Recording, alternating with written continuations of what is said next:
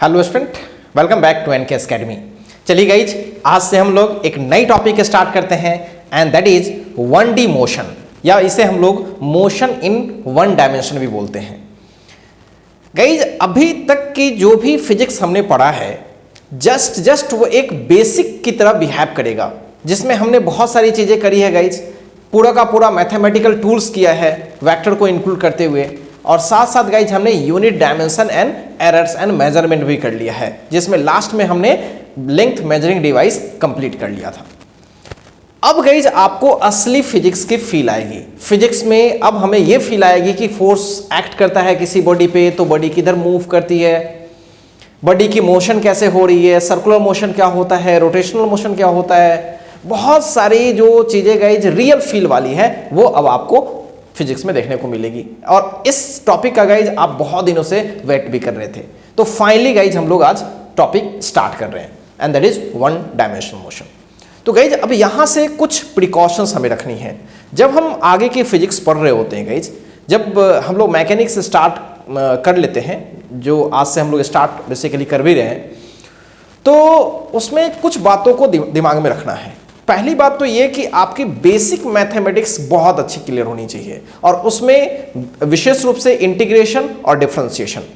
अगर आपका डिफरेंशिएशन और इंटीग्रेशन क्लियर नहीं है तो पीछे के वीडियो सेशन पे जा करके पहले उसे अच्छे से क्लियर कर लीजिए। यहां पे वो चीजों को रिपीट नहीं किया जाएगा, जहां यूज आएगा डायरेक्ट हम लोग यूज करेंगे, क्योंकि उन सब चीजों में हमने काफी अच्छा खासा समय यूज किया है, समय लगाया है, और फिर दोबारा से यहां तो कर नहीं सकते उन चीजों को। तो इसलिए यहां पे जब भी यूज आएगा तो डायरेक्ट यूज करेंगे, ये समझते हुए कि आपका कंसेप्ट 100% क्लियर है उन सब चीजों का। तो चलिए गई, एक प्रिकॉशंस तो ये ध्यान रखनी है, और दूसरी चीज है गई, जब भी इस टॉपिक को पढ़ें तो आपको रियल फील आनी चाहिए। मतलब जो भी कुछ कंसेप्ट हो रही है तो आप अपने प्रैक्टिकल लाइफ से उसे कनेक्ट करो, तब फिजिक्स आपको मजा आएगा। क्योंकि अभी जो फिजिक्स मैकेनिक्स पढ़ोगे पूरे आपके प्रैक्टिकल लाइफ से ही रिलेटेड होगी। कहीं ना कहीं जिस टाइप के मोशन के बारे में मैं बात कर रहा हूँ तो कहीं ना कहीं उस मोशन को आप देख रहे होते हो, आप खुद उस तरह की मोशन कर रहे होते हो। तो जस्ट फील इट। जब फील करोगे, प्रैक्टिकल लाइफ से कनेक्ट करोगे, तो गाइज एक नेक्स्ट लेवल में चीजें मिलने लगती है, और नेक्स्ट लेवल में हमारा दिमाग भी काम करने लगता है। बहुत ही आपको मजा आएगा। बस हम लोग यहाँ पे क्या करेंगे, फिजिक्स पढ़ेंगे, उसके पीछे की कहानी पढ़ेंगे, उसको हम लोग मैथमेटिक्स से एसोसिएट करेंगे। आपके अराउंड में जो भी चीजें हो रही है, जो भी कुछ चीजें हो रही है, पेड़ से पत्ते गिर रहे हैं, पत्थर गिर रही है, आप कोई ऑब्जेक्ट को फेंक रहे हो जस्ट एक प्रोजेक्टाइल मोशन की तरह, तो इन सारी चीजों पे हम लोग मैथ्स यूज करेंगे और उसको एनालाइज करने की कोशिश करेंगे, और सारी पॉसिबिलिटीज हम लोग देखने की कोशिश करेंगे। ठीक है, तो इन सब चीजों को हम लोग समझने की कोशिश करेंगे। और आपके लाइफ में बहुत सारी चीजें और भी होती है, बहुत सारी चीजों को आप देखते हो और आप बोल देते हो कि सर वो तो रुकी हुई है। हम लोग उसको भी एक बार एक्सप्लोर करने की कोशिश करेंगे कि क्या वाकई वो रुकी हुई है, वाकई वो रेस्ट में है, या वाकई कोई मोशन में है। इन सब चीजों के बारे में भी गाइज पूरी डिटेल चर्चा करेंगे। सो गाइज अब इस टॉपिक को आपको बड़े ही इत्मीनान से पढ़ना पड़ेगा और बहुत ही अच्छे तरीके से पढ़ना पड़ेगा। ठीक है, तो चलिए स्टार्ट करते हैं। अब गाइज फिजिक्स स्टार्ट करने से पहले, इस तरह के टॉपिक स्टार्ट करने से पहले हमें कुछ बेसिक कंसेप्ट रहना चाहिए, और बेसिक कंसेप्ट केवल रट्टा नहीं मारना है गाइज, उसके बारे में पूरी फील होनी चाहिए। मैं जो पढ़ाऊंगा पूरी फील के साथ, बिना फील का गाइज फिजिक्स पढ़ना भी नहीं चाहिए। तो चलिए स्टार्ट करते हैं मोशन इन 1 डायमेंशन, और इसमें आज हम लोग सबसे पहले बेसिक कंसेप्ट्स को समझेंगे। तो बेसिक कंसेप्ट में क्या क्या पढ़ेंगे,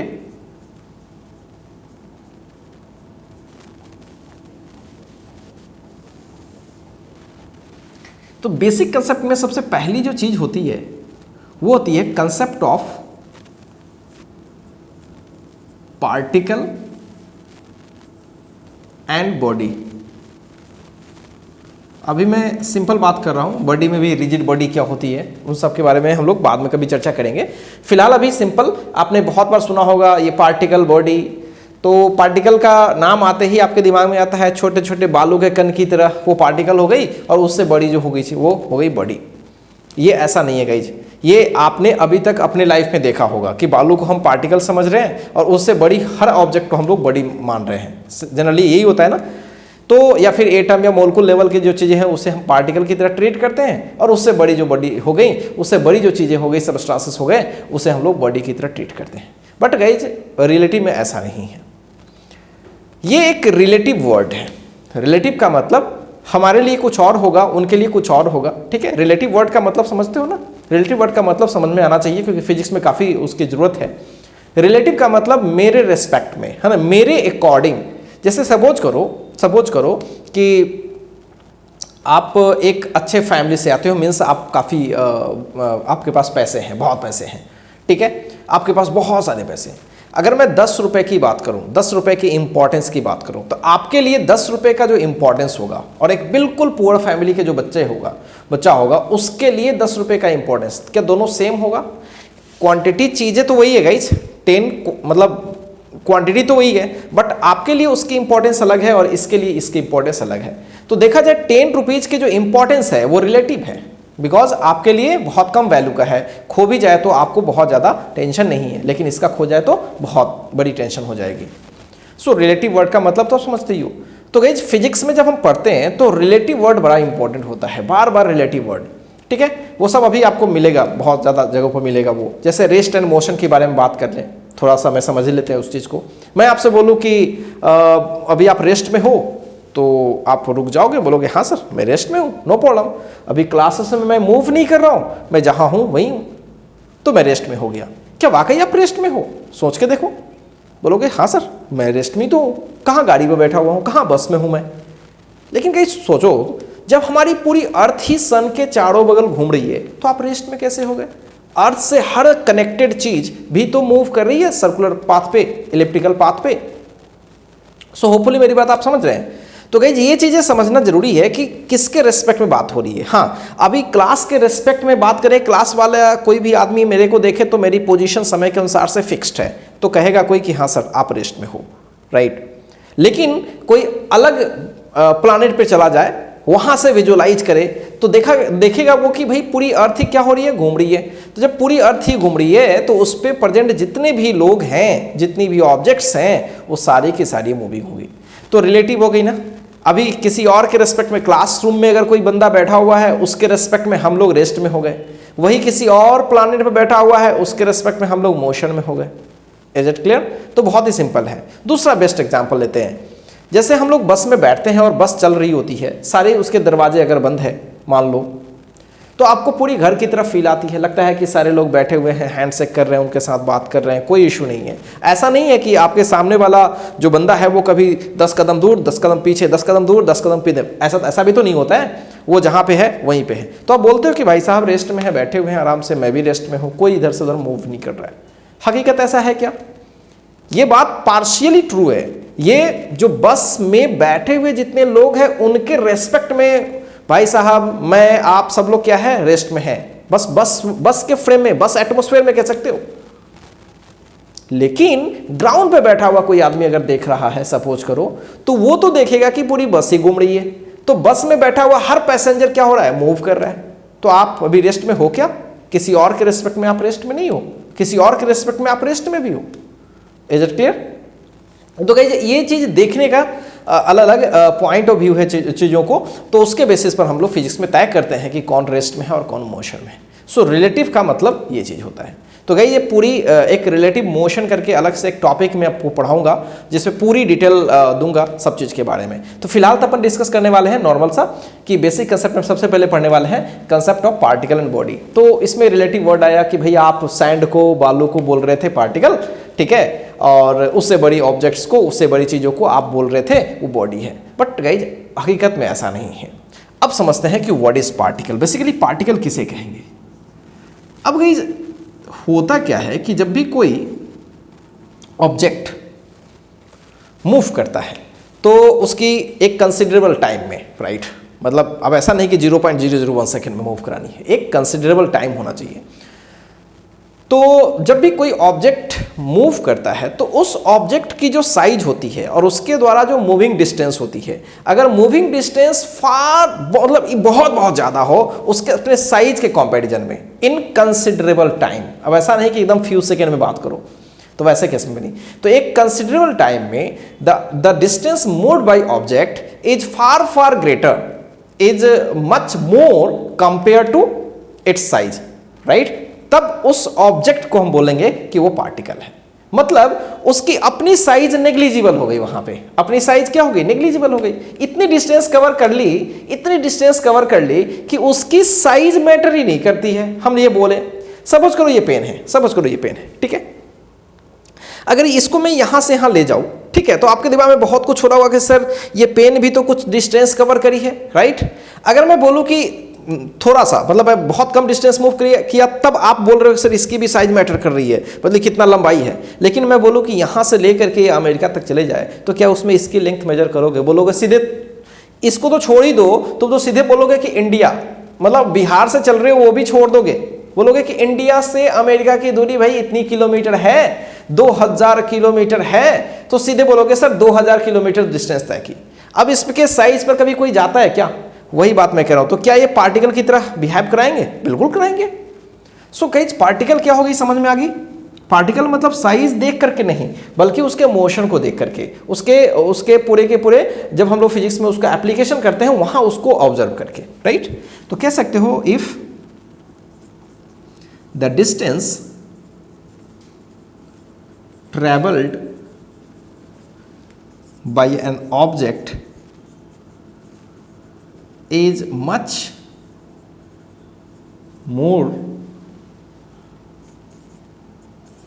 than its dimension, मतलब उसकी डायमेंशन, उसकी size, in considerable time, then that object is known as particle, ठीक है। एग्जाम्पल के तौर पर अब मोशन आपको डिस्कस करना पड़ेगा। सपोज कीजिए कि अर्थ के सराउंडिंग मून मूव कर रही है, क्या मान के चलेंगे? क्या मान के चलेंगे? सोचो। उसे हम पार्टिकल की तरह ट्रीट करते हैं। किसकी तरह ट्रीट करते हैं? पार्टिकल की तरह ट्रीट करते हैं। उसके बॉडी के बारे में कभी बात ही नहीं करते हैं, ठीक है। अब अर्थ सन के चारों बगल घूमने लगे तो किसकी तरह बिहेव करेंगे? पार्टिकल की तरह बिहेव करेंगे। क्या अर्थ सोचा जाए, अगर साइज के मामले में देखा जाए, तो क्या इसकी साइज छोटी मोटी है? ये बहुत बड़ी साइज है। तो सिमिलरली गाइस हम लोग उसको अर्थ को क्या मान के चलेंगे? पार्टिकल की तरह ट्रीट करके चलेंगे। तो हम कह सकते हैं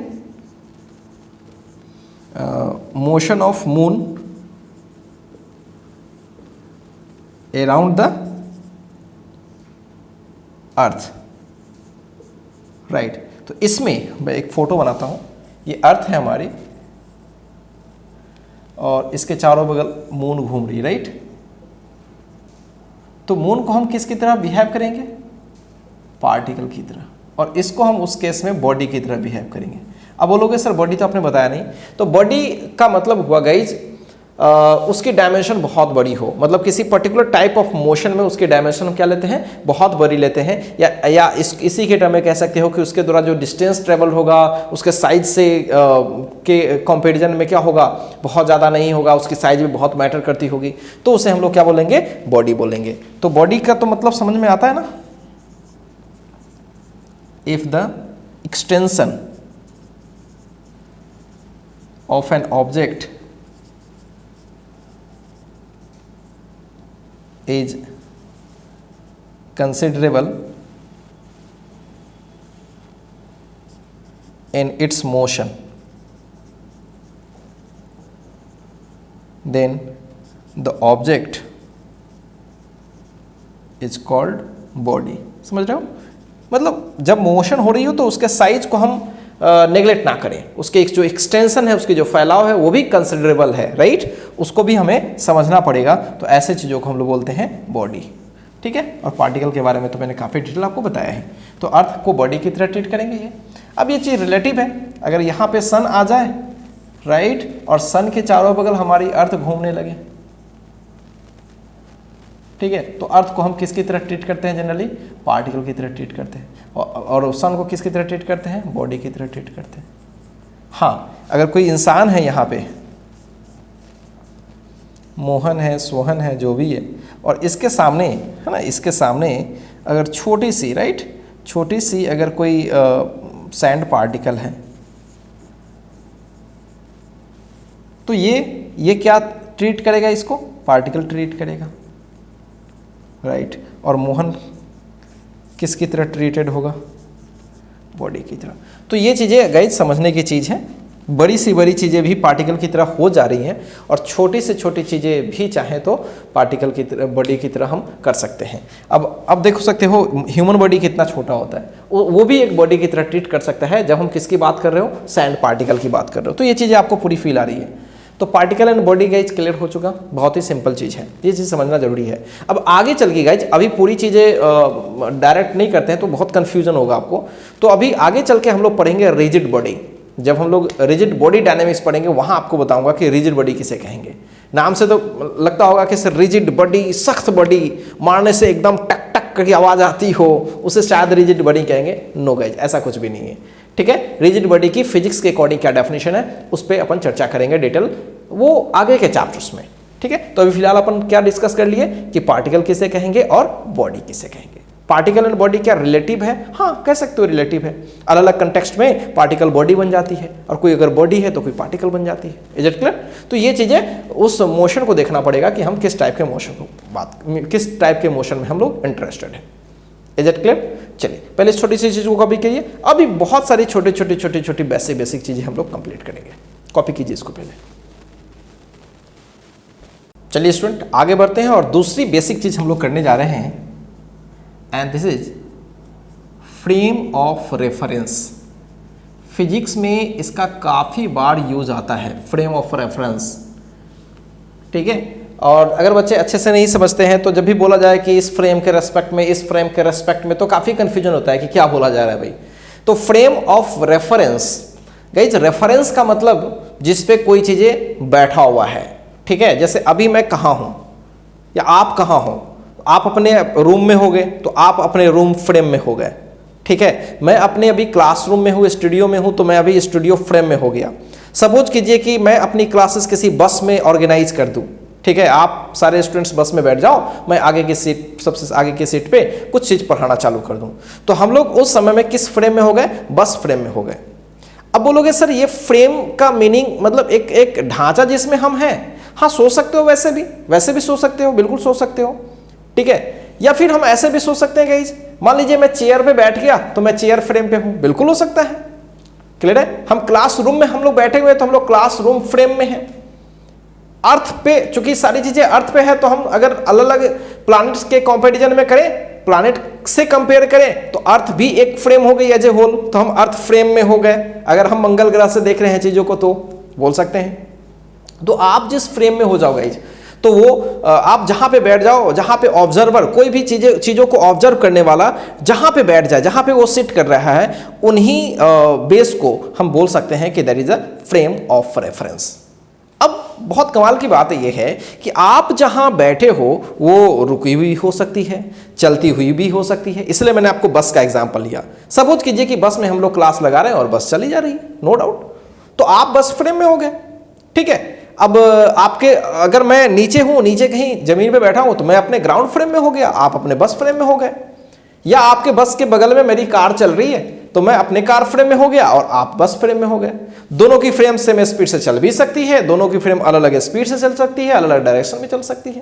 क्लियर? अब एक फ्रेम की स्पीड लगातार बढ़ सकती है, दूसरे फ्रेम की स्पीड एक समान भी रह सकती है, रेस्ट में भी हो सकती है, कुछ भी हो सकता है guys. A lot of situations are there. So I think frame of reference clear हो चुका, ठीक है। डिफाइन तो कर लेंगे, उसमें कोई खास नहीं है। अब ये फ्रेम ऑफ रेफरेंस देने की जरूरत क्यों? वजह यह है कि किसी भी बॉडी के मोशन को जब हम एनालाइज करते हैं, उसके बारे में जब हम डिस्क्रिप्शन लेते हैं कि भैया वो बॉडी कैसी है, रेस्ट में है, मोशन में है, तो गाइस ये हम डायरेक्ट नहीं बोल पाते हैं, क्योंकि हमें बार बार बोलना पड़ेगा कि आप इस फ्रेम के रिस्पेक्ट में रेस्ट में हो, बोलना पड़ेगा। अब जैसे बस ही चल रही है एक समान स्पीड से, सोचो, तो उस बस फ्रेम के रिस्पेक्ट में, जैसे ही मैं बस फ्रेम के रिस्पेक्ट में बोला, तो आप बस में बैठ के देखो, बाहर में बैठ के नहीं दिखना है, बस में बैठ के देखो। तो क्या बस फ्रेम के रेस्पेक्ट में आप जितने पैसेंजर्स बैठे हो, स्टूडेंट्स बैठे हो, क्या वो रेस्ट में हो? बोलोगे हाँ सर रेस्ट में ही है, रेस्ट में ही है नेचुरली अगर बैठे हो तो। ऐसा तो नहीं है कि बस में कभी आपकी पोजीशन कभी ड्राइवर से टच कर रही है और फिर पीछे वाले ड्राइवर से ऐसे से हो रहा है कि वाइब्रेट कर रहे हो क्या? ऐसा तो नहीं होता। तो आप जहां बैठे हो बस फ्रेम के रेस्पेक्ट में रेस्ट में हो। बस में कोई बल्ब लगी हुई है, ठीक है, तो बल्ब की पोजीशन क्या समय के अनुसार से चेंज हो रही है? बस फ्रेम की बात मैं कर रहा हूं। बोलोगे नहीं सर, लेकिन ये सारी चीजें गाइज अलग अलग हो जाती हैं, एकदम अलग नजरिए से दिखती हैं जब कोई ग्राउंड पे बैठा हुआ आदमी हो। अब ग्राउंड पे बैठा हुआ आदमी तो भाई एक चीज देखेगा कि भाई आपकी बस चल रही है ना, दैट्स इनफ। बस चल रही है, उसमें बैठा हुआ हर बंदा, ठीक है, उसका सीट, उसके जो पैसेंजर्स, उसमें लगा हुआ बल्ब, एवरीथिंग इज मूविंग। सो क्या वो हर चीज मूविंग है? क्या मूविंग फ्रेम हो गई है या फिर मूव कर रही है? बिल्कुल।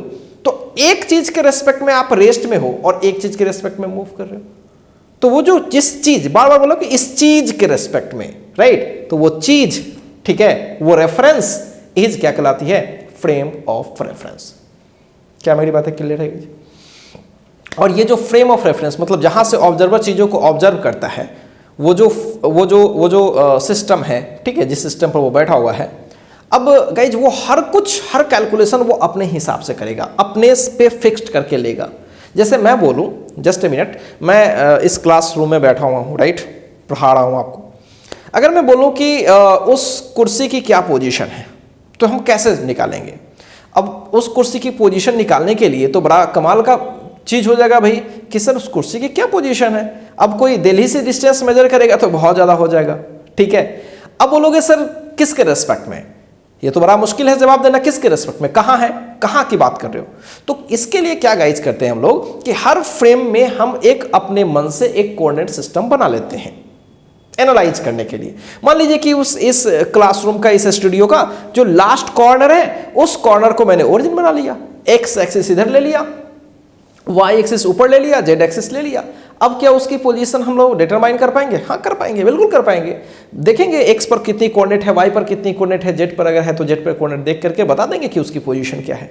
लेकिन क्या ये पोजीशन रिलेटिव है? क्या ये पोजीशन एब्सोल्यूट है या किसी फ्रेम के रेस्पेक्ट में है? तो बोलोगे कि सर ये एब्सोल्यूट नहीं है, दुनिया के अलग अलग लोगों के अकॉर्डिंग अलग अलग पोजीशन होगी। इस क्लासरूम के रेस्पेक्ट में आपकी ये पोजीशन है, सही है। और ये भी तब जब उस क्लासरूम में हमने एक कोऑर्डिनेट फिक्स्ड कर रखा है तब। अगर कोऑर्डिनेट में अलग अलग बना दो, मान लीजिए उस कोऑर्डिनेट सिस्टम को मैंने कहीं और बना दिया, तब भी उसकी पोजीशन अलग अलग हो जाएगी।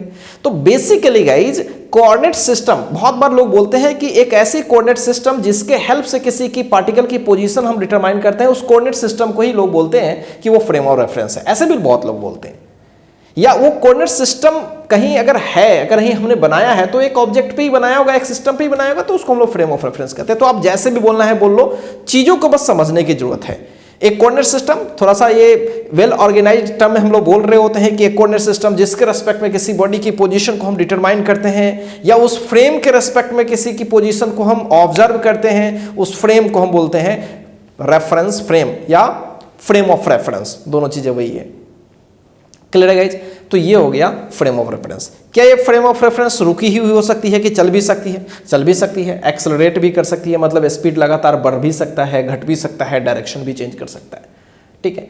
तो इसके बेसिस पर फ्रेम ऑफ रेफरेंस को हम लोग दो पार्ट में बांटे हुए हैं। एक को बोलते हैं इनर्शियल फ्रेम ऑफ रेफरेंस और एक को बोलते हैं non inertial frame of reference. तो सबसे पहली बात कि फ्रेम ऑफ रेफरेंस क्या है? तो एक ऐसी ऑब्जेक्ट जहां पे कोई ऑब्जर्वर रेस्ट करता है, ठीक है। तो लिख सकते हो the system eight which an observer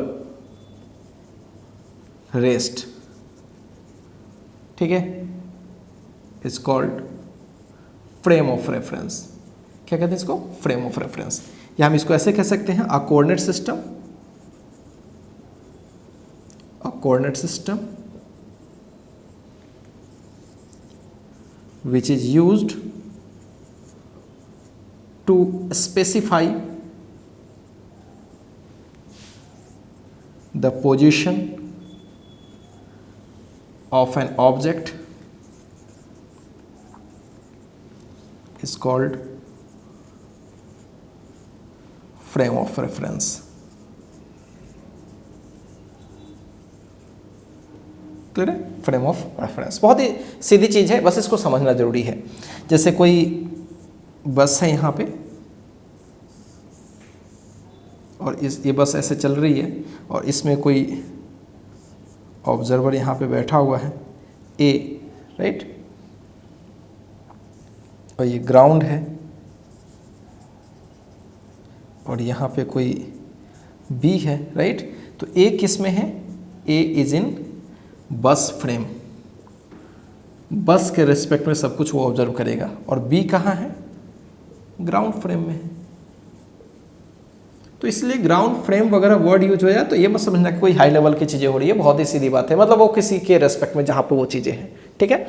आप बेंच पे बैठे हो तो बेंच फ्रेम हो गया आपका, पंखे पे अगर लेट गए और पंखे गोल गोल घूम रही है तो आप पंखे वाले फ्रेम में चले गए, इज इट क्लियर।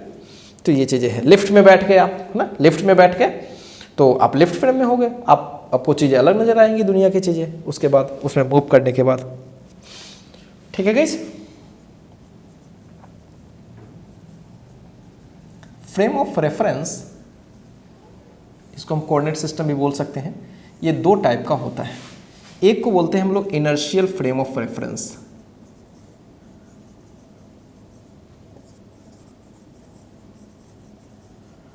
इसको ए बोल लेते हैं, और एक को बोलते हैं हम लोग non inertial frame of reference.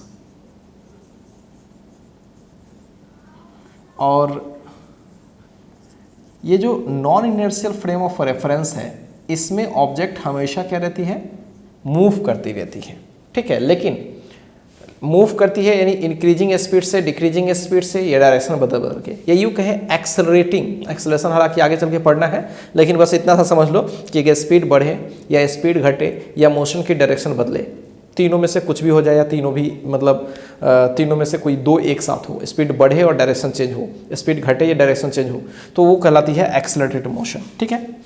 तो अगर कोई frame, if a frame is moving with acceleration, ध्यान इस बात का रखना है, एक्सेलरेशन होना जरूरी है। एक्सेलरेशन का मतलब मैं बता देता हूँ, अभी आप ज़्यादा डिटेल नहीं जानते हो इसके बारे में, यानी इसकी स्पीड या तो बढ़ रही है या घट रही है, और डायरेक्शन इज चेंजिंग। शॉर्ट में लिख देता हूँ बस नॉलेज के लिए, डायरेक्शन इज चेंजिंग,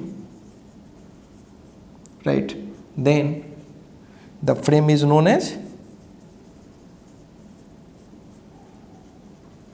एज बस, ये चीज़ लिख देना, राइट। जैसे कोई बस है, बहुत सिंपल चीज़ है कहानी, या कोई कार है, अब ये एक्सेलरेशन है, मतलब ये लगातार इसकी वेलोसिटी लगातार बढ़ रही है, ठीक है। तो कैसी फ्रेम हो गई, कैसी फ्रेम हो गई, नॉन इनर्शियल फ्रेम हो गई।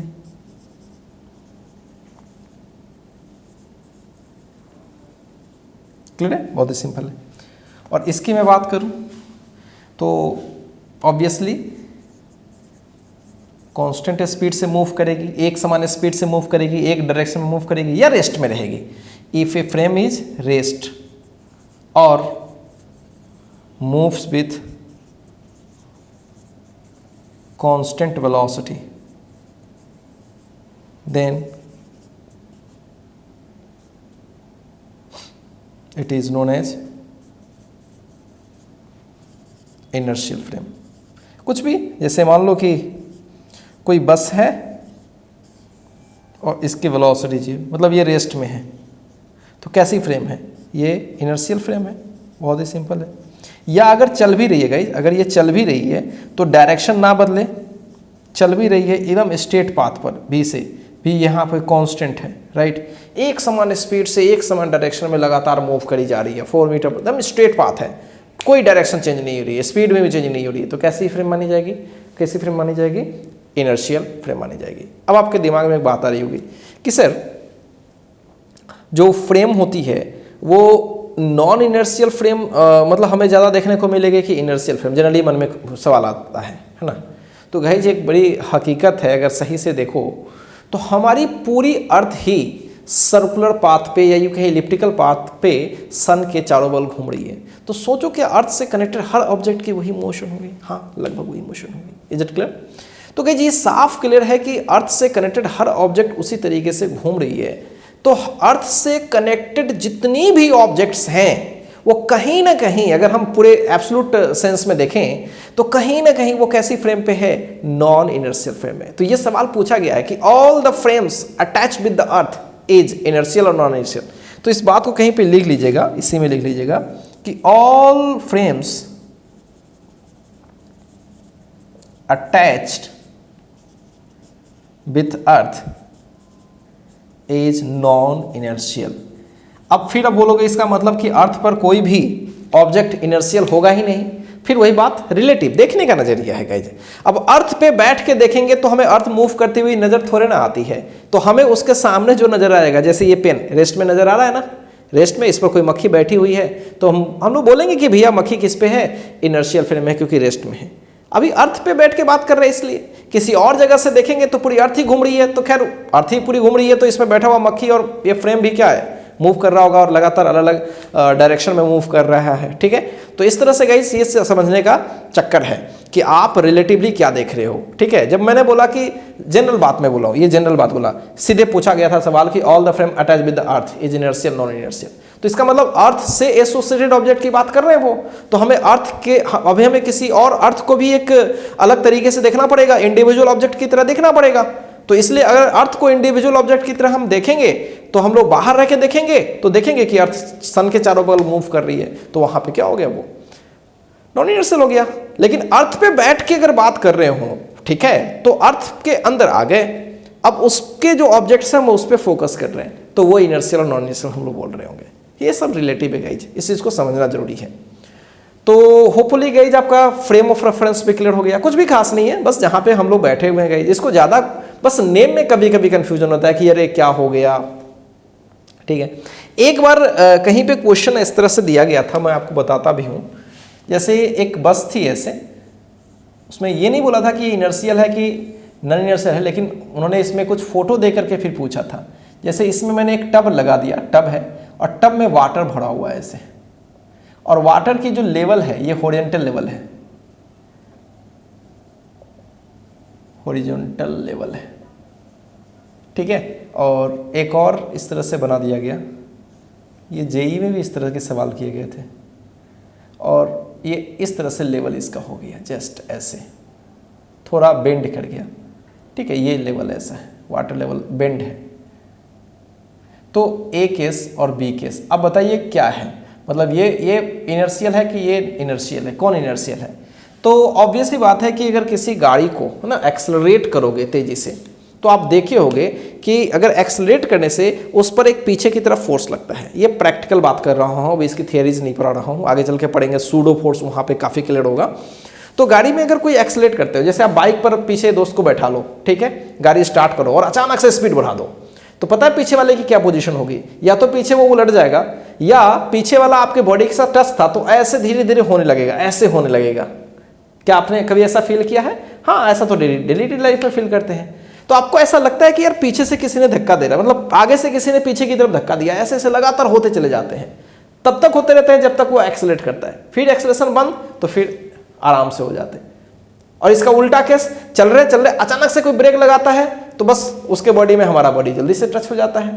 तो यहाँ पे ये चीजें देखने को मिलती है गाइज, मतलब दोनों ही सिचुएशन में जो लेवल है ना, ये कभी स्ट्रेट रह ही नहीं सकता, या तो इधर झुक जाएगा या इधर झुक जाएगा।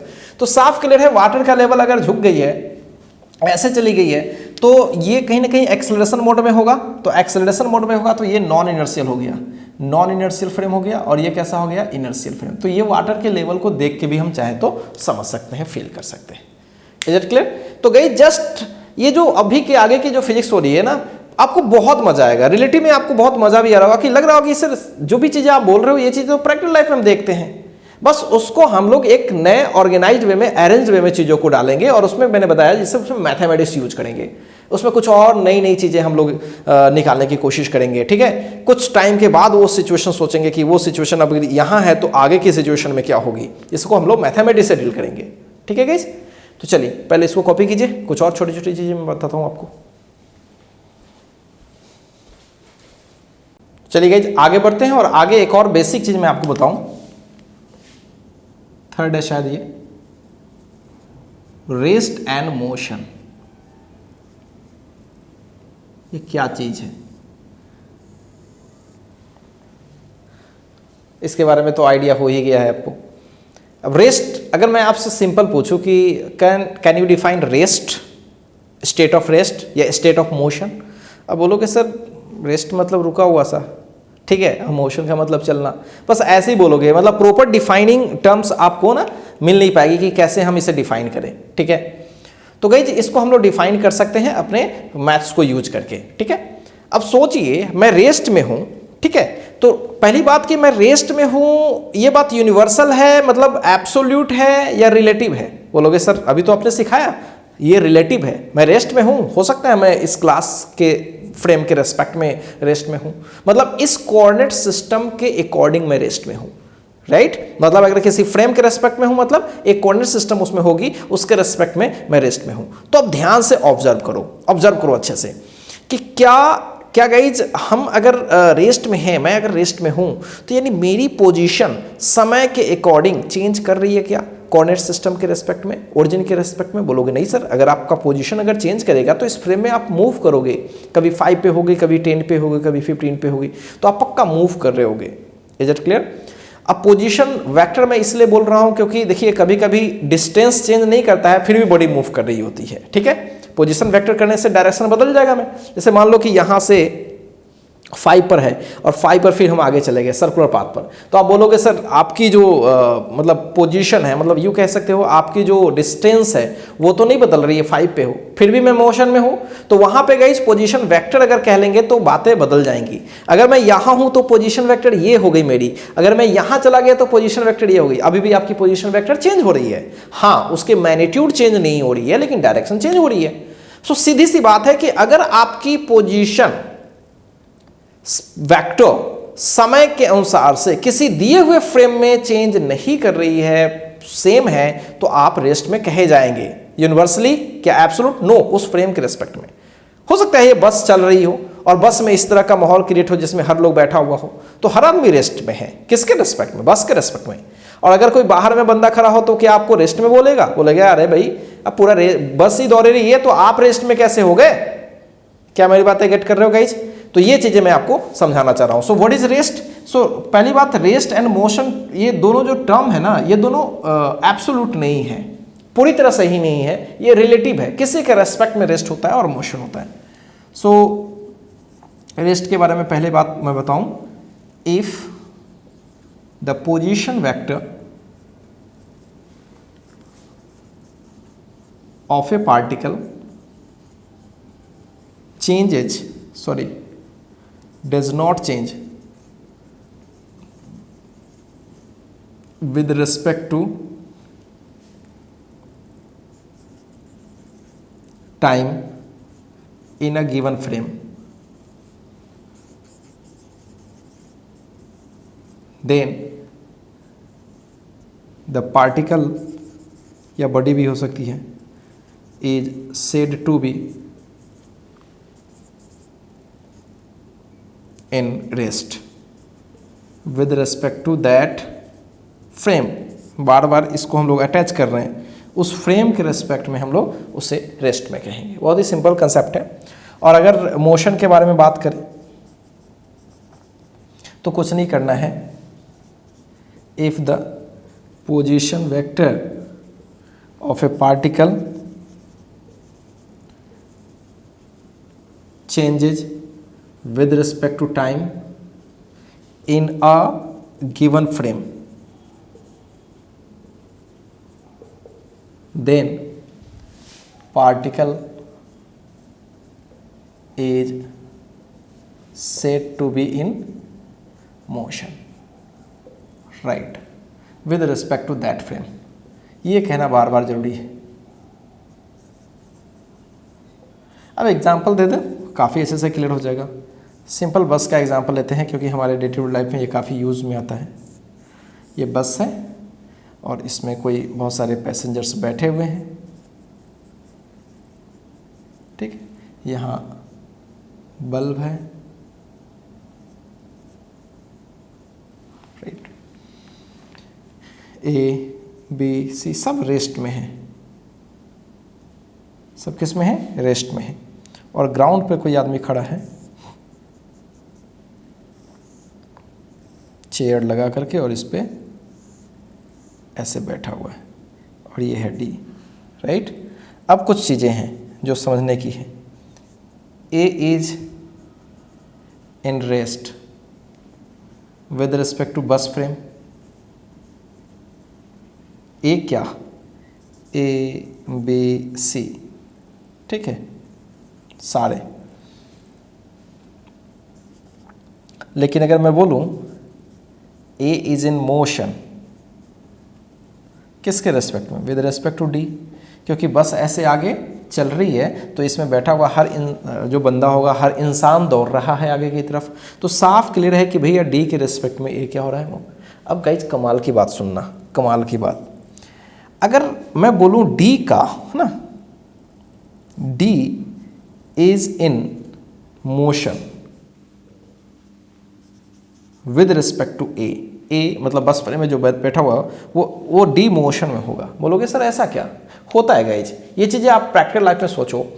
जब आप बस में जाते हो तो अगल बगल में जो पेड़ पौधे होते हैं या जो गाय जो बकरी जो चढ़ रही होती है, आपने देखा होगा, तो अगर आप अच्छे से ऑब्जर्व करोगे तो पता चलेगा कि पेड़ पौधे पीछे की तरफ भाग रहे हैं। वो रियलिटी में फील आते हैं कि वो पीछे भाग रहे हैं।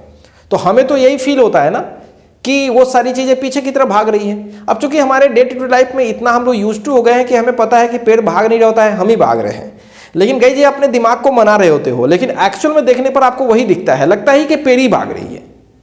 अगर कोई ऐसी नई सिचुएशन मिल जाएगा, एकदम नई सिचुएशन जिसको आपने कभी डे लाइफ में देखा नहीं है, तो आपको रियलिटी में क्या होगा कि आप ये बिलीव कर लोगे कि आप रेस्ट में हो और वो चीजें भाग रही है।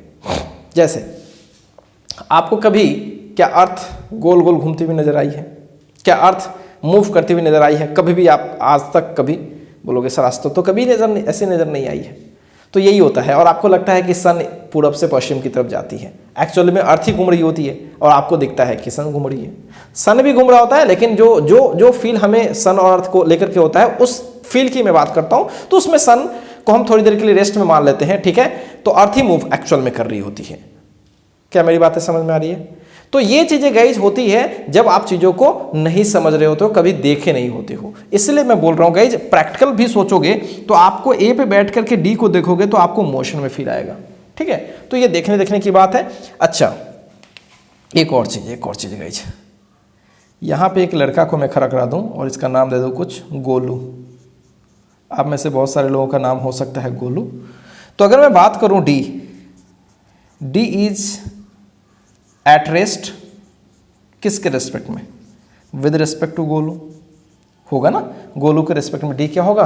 रेस्ट में होगा, नो डाउट, बिकॉज ये भी ग्राउंड पे है, ये भी ग्राउंड पे है। देख रहा है इसका समय के अनुसार से इसकी पोजीशन वेक्टर चेंज नहीं कर रही है। इसकी अगर मैं इसके रेस्पेक्ट में बात करूँ, यहाँ पे कोऑर्डिनेट सिस्टम है मान लो, तो इसके रेस्पेक्ट में इसकी पोजीशन वेक्टर क्या है? फिक्स्ड है। लेकिन अगर मैं इसके रेस्पेक्ट में डी के रेस्पेक्ट में अगर ए को देखूं तो अभी इसकी पोजीशन वेक्टर डी के रेस्पेक्ट में ये है। कुछ देर के बाद ए यहाँ चला जाएगा तो पोजीशन वेक्टर ये हो जाएगी, कुछ देर में और दूर चला जाएगा तो पोजीशन वेक्टर ये हो जाएगी। तो लगातार पोजीशन वेक्टर क्या हो रही है? चेंज कर रही है। तो हम बोलेंगे कि बस की हर ऑब्जेक्ट यानी इनफैक्ट बस भी किसमें है? मोशन में है। तो ये फंडा है पोजीशन वेक्टर का। Is it clear? तो बहुत ही सिंपल चीज है, इस सब चीज को समझना गाइज। तो होपफुली गाइज आपको रेस्ट एंड मोशन समझ में आ रहा होगा, ठीक है। कभी कभी ऐसा होता है गाइज,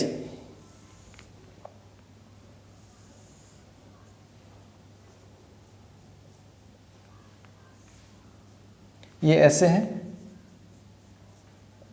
ये 5 मीटर पर सेकेंड से आगे बढ़ रही है, ए और बी रेस्ट में ही है नो डाउट, इस फ्रेम के रिस्पेक्ट में, ठीक है।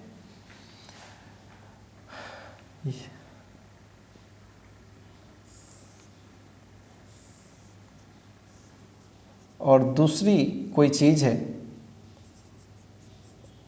जो ये भी 5 मीटर पर सेकेंड से चल रही है, ठीक है। अब सोचिए A is in rest with respect to B, B भी रुका हुआ है, मतलब इस फ्रेम के रेस्पेक्ट में बात करें, बी जिस फ्रेम पर है बी के रेस्पेक्ट में इसकी पोजीशन वेक्टर क्या है? फिक्स्ड है। ये क्या है? फिक्स्ड है। अच्छा, C is in rest with respect to A या बी। अब बोलोगे ये कैसे सर, ये कैसे इसकी पोजीशन फिक्स्ड है? इसकी पोजीशन इसलिए फिक्स्ड है क्योंकि ये 5 से चल रही है, 5 से चल रही है, तो क्या इससे कभी ये आगे होगी? नहीं होगी। अरे यार ये भी 5 से चल रही है, ये भी 5 से, तो कभी आगे नहीं होगी। तो क्या ये वाली वेक्टर कभी चेंज होने वाली है बी के रेस्पेक्ट में? नहीं, ये हमेशा बी हमेशा दिखेगा कि ये तो इतना ही दूरी पर है और उधर ही डायरेक्शन में है। हाँ, अगर ये दौड़ के इस पर चले आए तब अलग बात हो जाती है। क्या मेरी बातें क्लियर है गाइज? तो ये चीज़ ऑब्जर्व करना बड़ा जरूरी है। तो गाइज एक चीज़ लिखी जाती है इसमें जो कई एक बार पूछी गई है, rest and motion are two relative terms. समझ रहे हो ना, ये रिलेटिव बोला जा सकता है, ठीक है। They are not absolute, they are not absolute, कभी वो एब्सोल्यूट टर्म हो ही नहीं सकते। क्लियर है? तो कोई ये नहीं बोल सकता है कि कोई बॉडी परमानेंट रेस्ट में है, ये सेंटेंस ही गलत है। और ये भी कोई नहीं बोल सकता है कि कोई परमानेंट मोशन में है, ये भी सेंटेंस गलत है, ठीक है। कभी कभी जो कुछ चीज़ें आपको मोशन में दिखाई देती भी है फिर भी वो मोशन में नहीं है, तो तभी वो हम चाहें तो रेस्ट में कर सकते हैं। अब आपको बड़ी आश्चर्य होगा कि सर आप कैसे बोल रहे हो। सोचो गाइज, यहाँ पे मैंने एक डॉट बना दिया अपने हाथ पर, सोचो दिख रहा है, ये मैंने अपने हाथ पर एक डॉट बना दिया, ठीक है।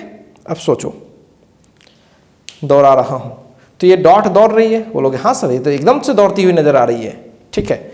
लेकिन इसी पर कोई बैठा, कोई यहाँ पे कोई बैठा चींटी इसको ऑब्जर्व कर रहा होगा रुक करके इसी पे, तो मेरे ऐसे मूव करने से कुछ हो रहा है क्या? नहीं। तो ये तो इसको ऑब्जर्व यहीं पे कर रहा होगा, समय के अनुसार से इसकी पोजीशन बदल नहीं रही होगी। तो मेरा ये डॉट एक एंगल से मोशन में होते हुए भी एक दूसरे एंगल से रेस्ट में है, समझ रहे हो। तो हम जब चाहें तब चलती हुई ऑब्जेक्ट को हम रेस्ट में दिखा सकते हैं, और रेस्ट में रहने वाली हर ऑब्जेक्ट को हम चाहें तो मोशन में दिखा सकते हैं। बहुत ही बेहतर एग्जाम्पल है, अर्थ पे तो रहते हुए किसी और ग्रह पर चले जाओ भाई, तो पूरी अर्थ ही घूम रही है, तो उसकी हर चीज़ घूम रही होगी, ठीक है। और अगर कोई चीज़ मोशन में है तो जिस फ्रेम में वो मोशन में कर रही है उसी फ्रेम पे तो बैठ के देख लो उसको, वो किस में नजर आएगी? रेस्ट में नजर आएगी। या वो जितने के स्पीड से चल रही है उतने के स्पीड से तुम चलने लगो तो तुम्हें क्या नजर आएगा? रेस्ट में। जैसे मैं दौड़ रहा हूँ, ऐसे दौड़ रहा हूँ मैं 5 मीटर पर सेकंड से, बगल वाला भी 5 मीटर, तो भाई साहब से हैंडशेक करेंगे, मैं उनको कुछ केले दूंगा, वो खा लेंगे, वो मुझे कुछ मिठाई देंगे, मैं खा लूंगा, और लगेगा कि दोनों आदमी बात कर रहे हैं। लेकिन दोनों आदमी बात कर रहे हैं, वो पोजीशन भी चेंज नहीं कर रही है, ऐसा फील होगा। हमारे सामने था अभी 1 घंटे पहले और अभी भी 1 घंटे बाद भी अभी सिचुएशन वही हो रही है। तो हम दोनों भाई क्या लगेंगे? रेस्ट में लगेंगे नहीं कि भाई एक दूसरे से दूर हो रहे हैं। तो रिलेटिवली एक दूसरे के हम लोग क्या है? रेस्ट में है, नो डाउट। लेकिन एज ए होल देखा जाए, अगर ग्राउंड पे रह के कोई देखे तो हम लोग मोशन में लगेंगे। तो गाइस ये सब चीजें बड़ा ही इजी है, और बस मैं केवल इतना सारा एग्जांपल इसलिए आपको दिखा रहा हूं तो आपका दिमाग पूरी की तरह फिजिक्स में इन्वॉल्व हो जाए, आपको लगे कि यार ये सब कुछ चीजें हो नहीं रही है, जो हम लाइफ में देख रहे हैं जस्ट उसी चीजों को हम लोग फिजिक्स में पढ़ने जा रहे हैं। सो काफी आपको मजा आने वाला है गाइस, ठीक है गाइस। चलिए इसको कॉपी कीजिए।